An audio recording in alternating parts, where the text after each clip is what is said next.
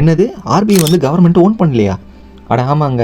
இதை பற்றி தெரிஞ்சுக்கிறதுக்கு முன்னாடி முதல்ல ஆர்பிஐ எப்படி எஸ்டாப்ளிஷ் ஆச்சு அப்படின்றத பற்றி பார்ப்போம்.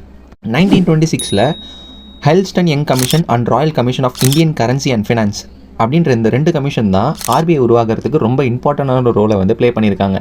இந்த 2 கமிஷனும் தான் ஒரு சென்ட்ரல் பேங்க்கை உருவாக்கணும் அப்படின்னு சொல்லி பார்லிமெண்ட்டில் ஒரு ரெக்கமெண்டேஷனை வைக்கிறாங்க. அதனால தான் 1 ஏப்ரல் 1935 அப்போ ஆர்பிஐ வந்து கல்கட்டாவில் வந்து எஸ்டாப்ளிஷ் பண்ணாங்க வித் 5 crores ஆஃப் ஷேர் கேபிட்டலோட. இந்த 5 crores ஆஃப் ஷேர் கேபிட்டல் யார்கிட்ட ஹெல்ட் ஆயிருந்துச்சு அப்படின்னு பார்த்தீங்கன்னா ஃபுல்லாக ப்ரைவேட் ஷேர் ஹோல்டர்ஸ் கிட்ட மட்டும்தான்.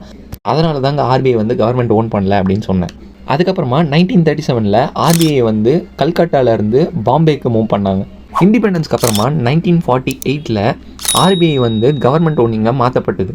1 ஜனவரி 1949 ஆர்பிஐ சுதந்திரமாக கவர்மெண்ட் செக்டராக இயங்க தொடங்கிருச்சு.